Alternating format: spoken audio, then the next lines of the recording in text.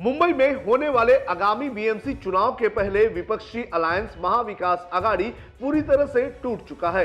विपक्षी गठबंधन में कांग्रेस ने एकला चलो का नारा दे दिया है, जिससे बीएमसी के चुनाव और भी इंटरेस्टिंग हो चुके हैं। पहले कहा जा रहा था कि मुंबई का मुकाबला महायुति और महाविकास आघाड़ी के बीच हो सकता है, लेकिन अब चुनाव महायुति बनाम कांग्रेस बनाम शिवसेना बनाम मन से हो सकता है।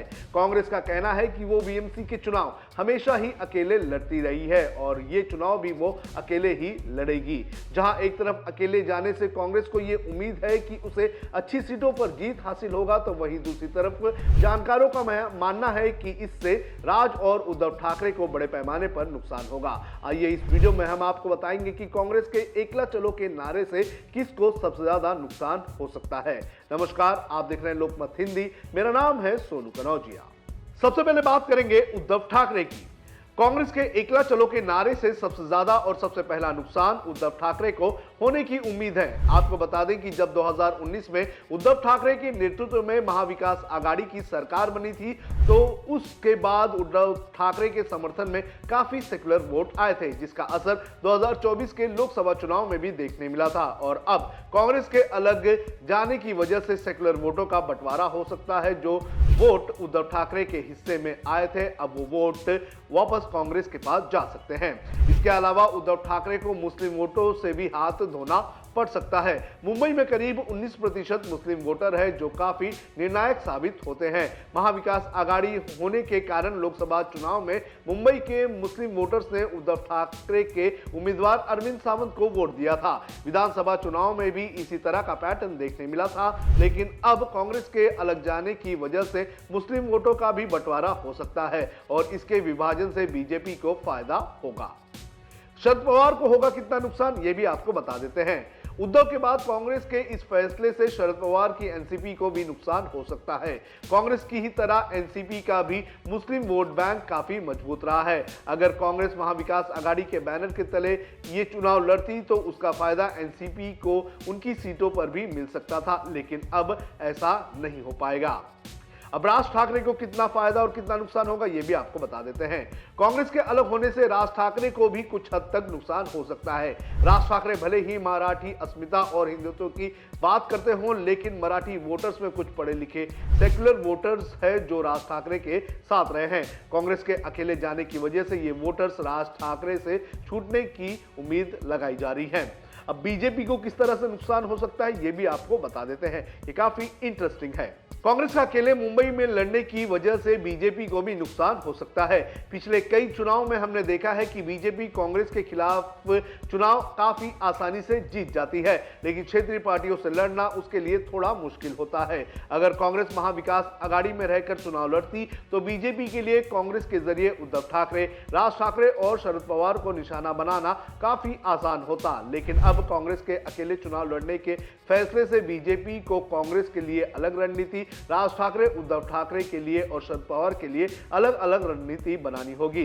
यानी कि जहां बीजेपी को एक तीर से 4 निशाने साधने का विकल्प था, वहीं अब 4 तीरों के जरिए 4 निशाने साधने पड़ेंगे और ऐसे हालातों में बीजेपी चक्रव्यूह में फंस सकती है।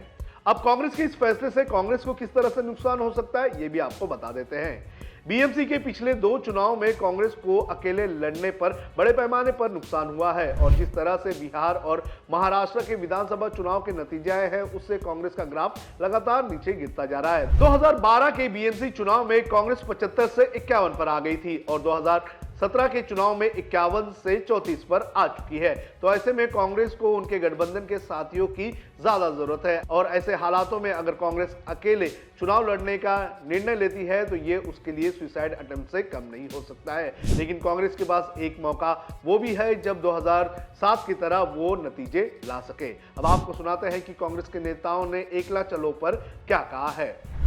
इस तरीके की जब हमारी मीटिंग हुई थी मुंबई शहर में 15 दिन पहले, तब सारे कार्यकर्ताओं की, सारे नेताओं की मुंबई शहर की ये मांग थी कि ये चुनाव हमें अपने आप पे लड़ना चाहिए, हमें किसी के साथ अलायंस नहीं करना चाहिए। उसके बाद यहाँ के लोगों ने बाकायदा दिल्ली में नेताओं से संपर्क कहा कि ये चुनाव बहुत इम्पोर्टेंट है और हमें अकेला लड़ना चाहिए। इसलिए आज हमने सारी बातें जो है चनी तला जी को बताया, तो चनी तला जी ने आज कह दिया है कि ये चुनाव महानगर पालिका का मुंबई शहर में कांग्रेस अपने बल पे लड़ेगी। जिस तरह से बिहार के नतीजे आए, उसके बाद तरह से बयान देना कि हम अकेले चुनाव लड़ेंगे बीएमसी के, क्या कहते हैं ये किस तरह से देखते बिहार का चुनाव किस फैक्टर से जीता गया इस पे मैं बार बार नहीं बोलूँगा, लगभग सभी बोल चुके हैं। इलेक्शन कमिश्नर का क्या रोल था और चुनाव से पहले महिलाओं के अकाउंट में किस तरीके से पैसे डाले गए, जिस तरीके से मध्य प्रदेश में डाले गए, महाराष्ट्र में डाले गए, हरियाणा में डाले गए, और उसके बाद में चुनाव होने के बाद में आस्ते आस्ते पैसे कम करते करते कुछ हजारों में रह गए। उस पर नहीं जाता। कांग्रेस पार्टी का ये निर्णय जो है 15 दिन पहले हुआ था कि हमें लड़ना चाहिए। अब दिल्ली वाले उसके ऊपर सानिशा कर रहे थे, अब उन्होंने भी ये एग्री कर लिया है। तो जो बिहार का चुनाव है और महानगर पालिका, उसका और इसका कोई मेल ही नहीं है। मुंबई शहर अपने आप में एक ऐसा शहर है जो पूरे देश को जो है आर्थिक मदद करता है, 40% से ज़्यादा जो यहाँ चलाने का काम करता है। तो ये शहर को वो सारी फैसिलिटीज़ मिलनी चाहिए जो होती नहीं है। आज आप देखिए किस तरीके से ट्रैफिक जाम है, आप देखिए किस तरीके से यहाँ पे रोड्स की हालत है, इंफ्रास्ट्रक्चर कुछ बना नहीं है, लोगों को 2-2, 3-3 घंटा खाली ट्रैफिक में लग जाता है। कई हजार मिलियन लीटर पानी, गंदा पानी है, वो वहाँ पे छोड़ा जा रहा है, समंदर में छोड़ा जा रहा है। हॉकर्स का कोई अभी तक का सुप्रीम कोर्ट के गाइडलाइंस के से उन्हें बिठाया नहीं गया। हॉकर्स के न्यूसेंस बढ़े हुए, पार्किंग आउट ऑफ कंट्रोल हो गई, रोड छोटे हो गए, रोड छोटे वहाँ बड़ी बड़ी इमारतें बनाने का गवर्नमेंट परमिशन दे रही है। सारे मुद्दे महानगर पालिका के। तो इस तरह से कांग्रेस और कांग्रेस के नेताओं ने आगामी बीएमसी चुनाव में अकेले जाने का निर्णय तो लिया है, लेकिन उनके इस निर्णय से उनके अलावा और भी सभी पार्टियों को नुकसान हो सकता है। आपको क्या लगता है कि कांग्रेस इस बीएमसी के चुनाव में 2007 के चुनाव की तरह वापसी करेगी? आप हमें कमेंट करके जरूर बताएं।